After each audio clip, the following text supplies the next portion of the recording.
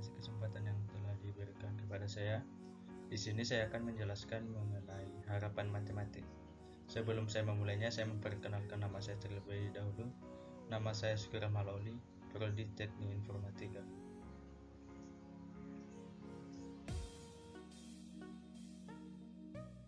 Di sini saya membahas materi mengenai harapan matematik. Harapan matematik sering disebut dengan nilai yang diharapkan sama dengan jumlah peluang suatu kejadian acak dikalikan dengan nilai kejadian acak tersebut, atau dengan kata lain nilai rata-rata dari kumpulan data. Tentu saja bahwa nilai harapan matematis diciptakan oleh teori probabilitas, sedangkan dalam matematika nilai rata-rata dari suatu peristiwa yang telah terjadi disebut mean matematis. Dalam distribusi diskrit dengan probabilitas yang sama pada setiap kejadian, rata-rata aritmatika sama dengan harapan matematis. Selanjutnya, dengan harapan matematis. Perhitungan harapan matematis ini dapat dihitung dengan menggunakan probabilitas setiap kejadian. Rumus yang memformalkan perhitungan ini dinyatakan sebagai berikut, di mana X adalah nilai kejadian, P peluang terjadinya, dan periode terjadinya kejadian tersebut, dan N jumlah total periode atau pengamatannya. Probabilitas suatu peristiwa yang tidak selalu terjadi adalah sama, seperti halnya dengan mata uang. Contohnya seperti mata uang logam, mata uang seperti dolar. Ada banyak kasus di mana satu peristiwa lebih mungkin untuk pergi daripada yang lain. Itu sebabnya kita menggunakan rumus P. Selain itu, ketika menghitung bilangan matematika, kita harus mengalihkannya dengan nilai kejadiannya. Selanjutnya, tentu teman-teman bertanya, untuk apa sih harapan matematis itu digunakan? Nah, di sini harapan matematis itu digunakan di semua disiplin ilmu di mana kehadiran peristiwa probabilistik melekat di dalamnya. Contohnya di antara teori tersebut adalah yang dikembangkan oleh Markowitz tentang portofolio efisien dalam angka menyadari banyak, misalkan pengembalian aset keuangan adalah sebagai berikut. Contoh pada tahun 1 12%, tahun keduanya 6%, tahun ketiga 15%, dan tahun keempat 12%. Nah, di sini kita akan mencari nilai yang diharapkan yang menjadi jumlah pengembalian dikalikan dengan probabilitas terjadinya. Probabilitas terjadi adalah 0,25, di mana kita memiliki 4 pengamatan 4 tahun. Setiap tahun itu mereka memiliki kemungkinan yang sama untuk mengulangi dari mereka sendiri. Harapannya 12 kali 0,25 ditambah 6,025 ditambah 15,0,25 ditambah 12,025 sama dengan 3 ditambah 1,5 ditambah 3,75 tambah 3, maka hasilnya dapat menjadi 11,25%. Dengan demikian, kita akan mengatakan bahwa harapan pengembalian aset adalah 11,25%. Selanjutnya, contohnya, misalkan dua uang logam dilempar secara bersamaan sebanyak 16 kali. Misalkan X itu kita nyatakan menjadi banyaknya sisi angka atau A yang muncul pada setiap pelemparan. Maka X dapat bernilai 0, 1, atau 2. Misalkan pada eksperimen tersebut dicatat berapa kali muncul 0,1 atau buah sisi angka pada setiap pelemparan, dan diperoleh hasil masing-masing 4 kali, 7 kali, dan 5 kali. Nah, di sini ditanya berapakah rata-rata yang muncul pada setiap pelemparannya. Nah, di sini rata-rata yang muncul pada setiap pelemparannya itu 0,4 ditambah 1, 7 ditambah 2, 5 per 16 sama dengan 0,4 per 16 ditambah 1, 7 per 16 ditambah 2 per 5, 16, maka hasilnya sama dengan 1,06.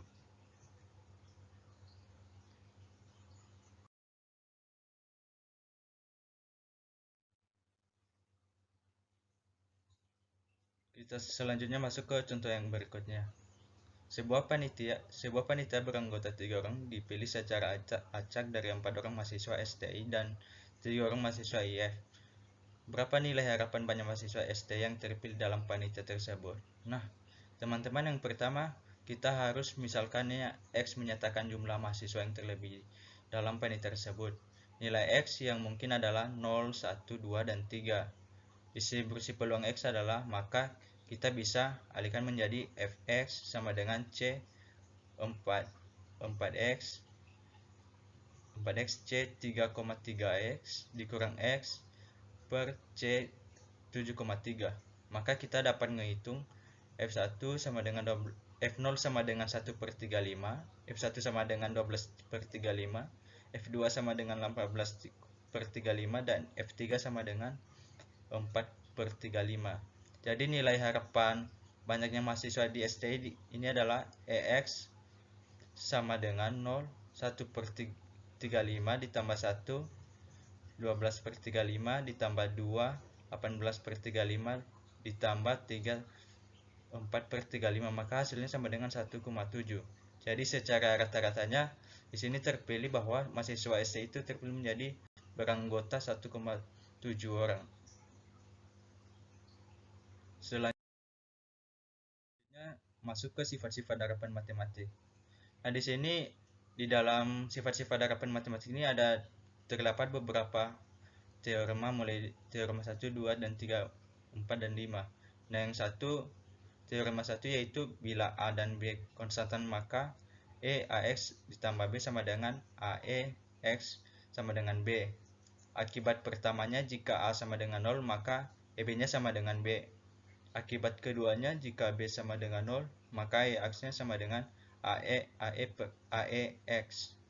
Teorema keduanya yaitu EGX kurang lebih HX sama dengan EGX kurang lebih EHX. Teorema ketiganya EG XY kurang lebih HXY sama dengan EG XY kurang lebih EH XY. Teorema keempatnya, jika X dan Y adalah perubahan acak sembarang, maka EX tambah Y sama dengan EX tambah EY. Dan yang kelima, jika X dan Y adalah perubahan acak bebas, maka EXY sama dengan EX EY. Sekarang kita langsung aja ke contohnya. Contohnya itu sepasang dadu dilemparkan.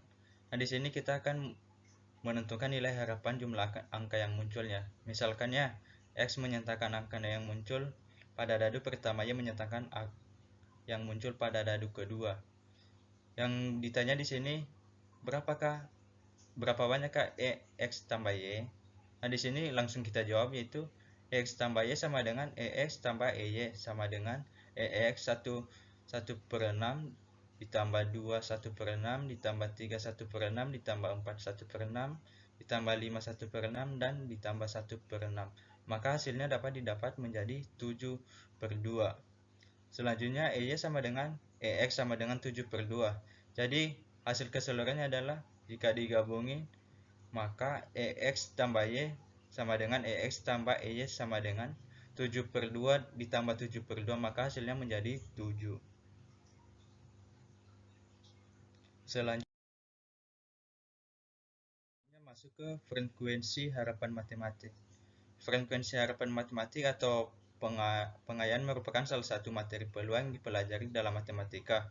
Frekuensi harapan ini merupakan suatu kejadian, ialah harapan banyaknya muncul suatu kejadian yang diamati dari sejumlah percobaan yang dilakukan. Misalnya, sebuah mata uang logam dilempar 100 kali. Dalam satu kali pelemparan, peluang munculnya isi angka adalah 1 per 2. Artinya dari pelemparan uang logam 100 kali, harapan munculnya sisi angka adalah sebanyak 50 kali. Jadi yang 100 itu dibagi 2 menjadi hasilnya nanti dapat menjadi 50. Selain frekuensi harapan, juga ada pula yang disebut dengan frekuensi relatif.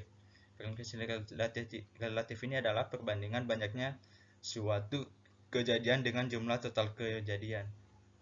Misalnya dalam contohnya, dalam pelemparan yang logam sebanyak 20 kali, isi angka muncul sebanyak 11 kali, maka perbandingan banyak kejadian munculnya angka dan banyak pelemparannya adalah 11/20. Nah, ini adalah yang namanya yang disebut dengan frekuensi relatif.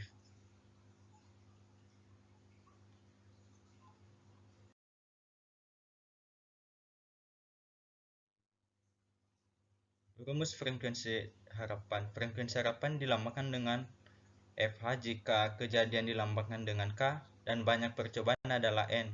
Maka frekuensi harapan dapat ditulis rumus sebagai berikut, yaitu FH sama dengan PK kali N. Langsung aja kita masuk ke contoh soalnya. Sebuah dadu dilemparkan ke atas sebanyak 36 kali. Berapa frekuensi harapan munculnya mata dadu bernomor 3? Yang pertama, kita harus mengetahui terlebih dahulu, misalnya K-nya adalah kejadian munculnya mata dadu bernomor 3, sehingga dapat disimpulkan bahwa PK sama dengan 1/6, N-nya sama dengan 36, karena 36 ini adalah 36 adalah harapan munculnya banyak dadunya. Langsung kita jawab, FH sama dengan PK kali N sama dengan 1/6 kali 36 sama dengan 6. Jadi frekuensi munculnya harapan tersebut ada munculnya mata dadu bernomor 3 ada 36 kali, di pelemparan adalah 6 kali.